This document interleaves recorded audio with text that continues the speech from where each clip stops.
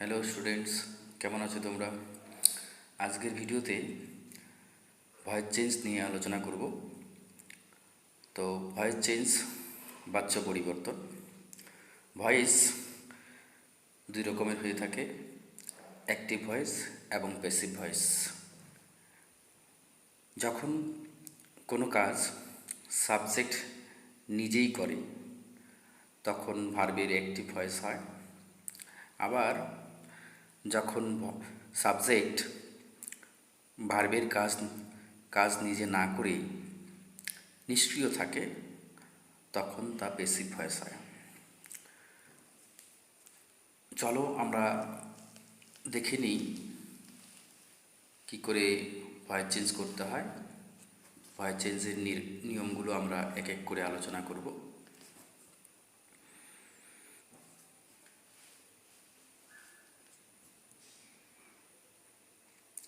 দেখো, একটা সেন্টেন্সের সাহায্যে আমরা বোঝার চেষ্টা করি। He did it.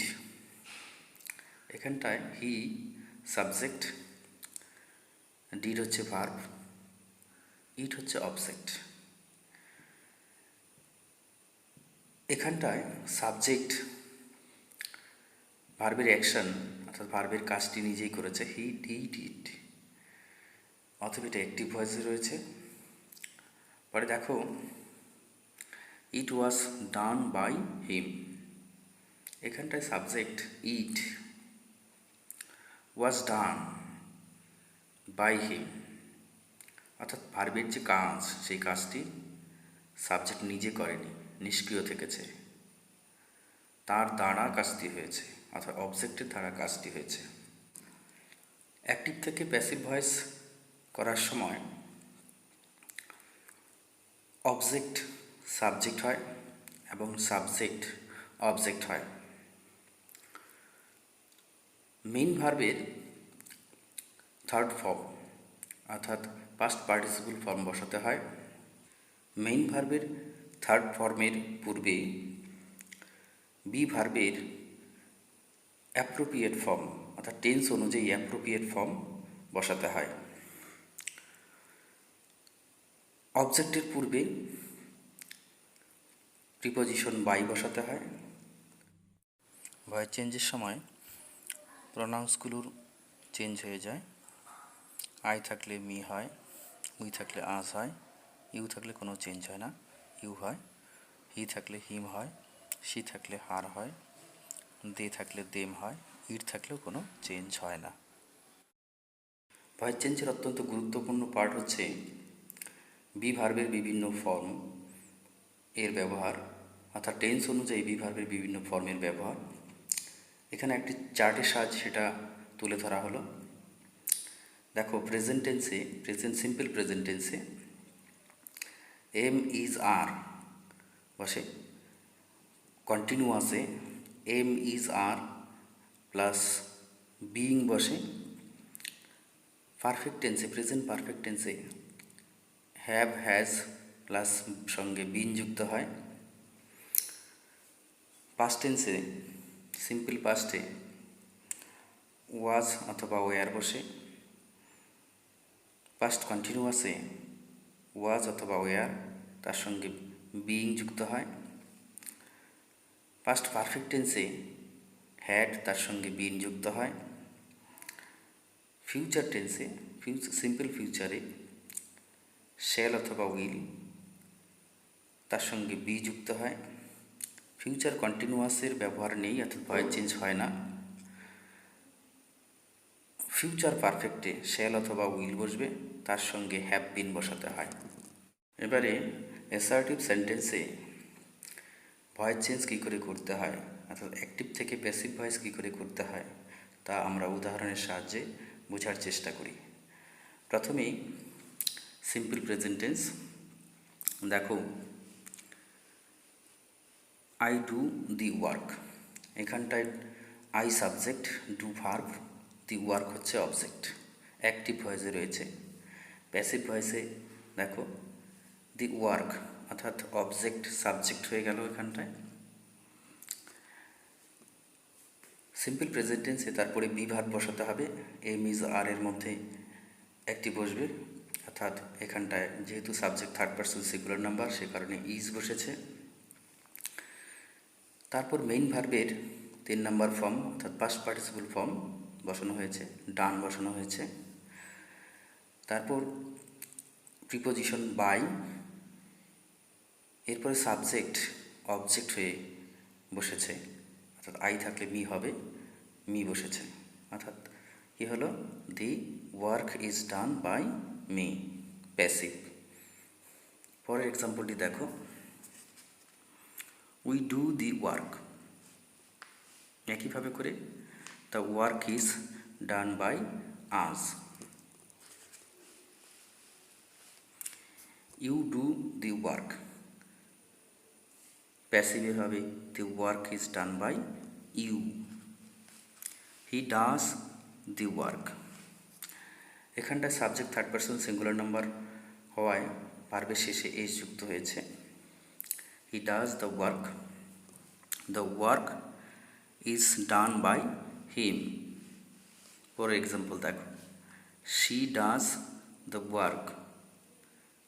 Work is done by her. পরের এক্সাম্পল দেখো, they do the work, the work is done by them.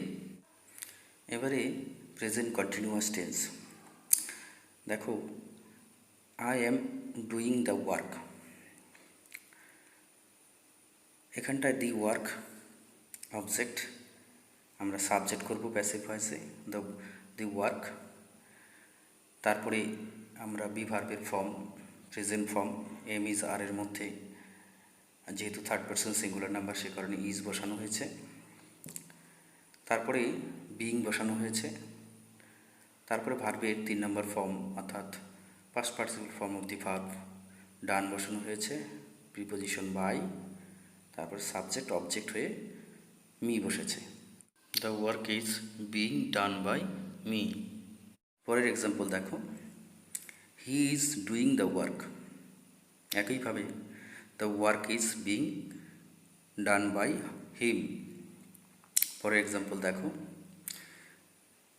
They are doing the work, একইভাবে the work is being done by them. এবারে present perfect tense,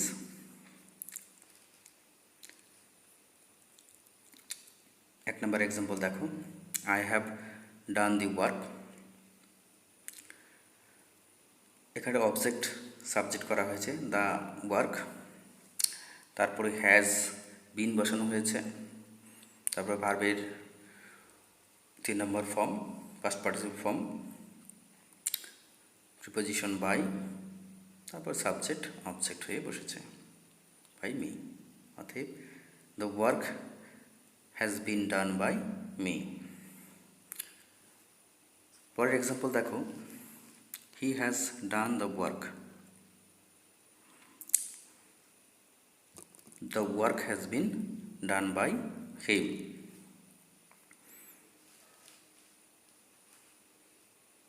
এখানটায় মনে রাখবে subject third person singular number হলে has বসে, passive ভয়েসে has been বসে। এবারে simple past tense,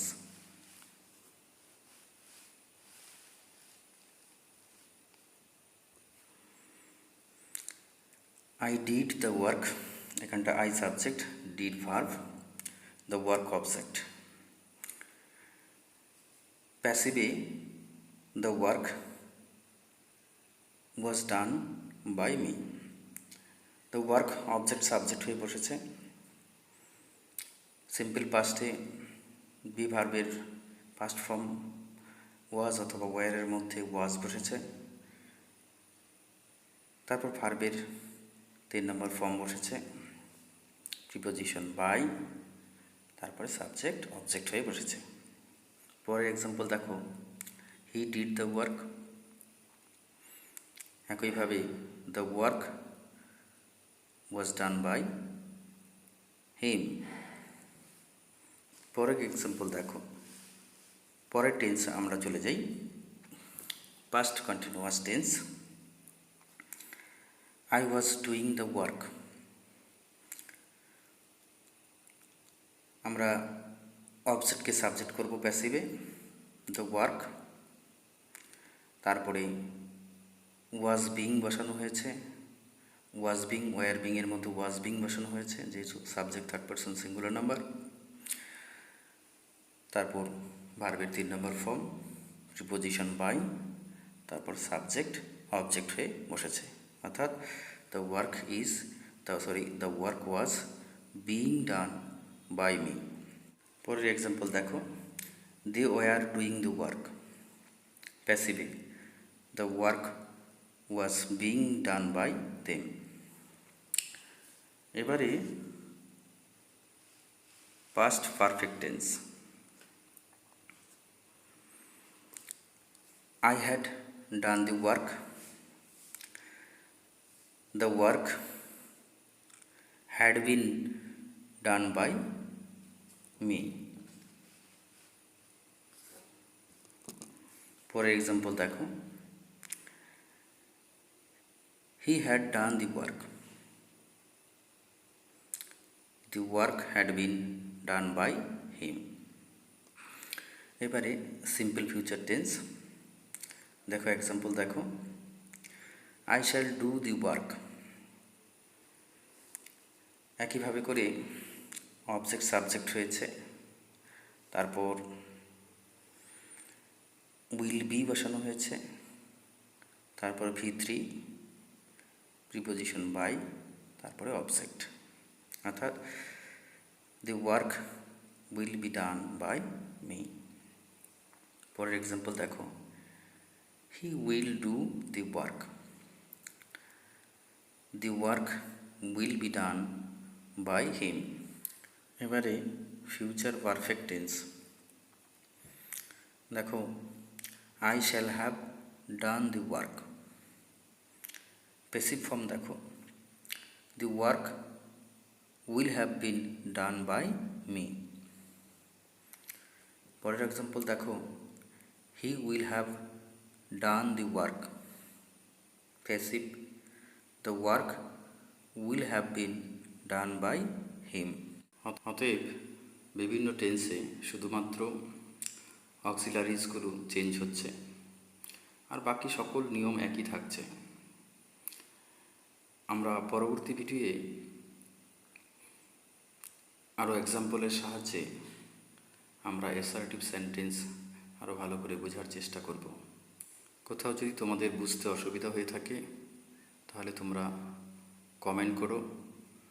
আমার চ্যানেলটি সাবস্ক্রাইব করে বেল আইকন অন করে রেখো পরবর্তী আপডেট পাওয়ার জন্যে।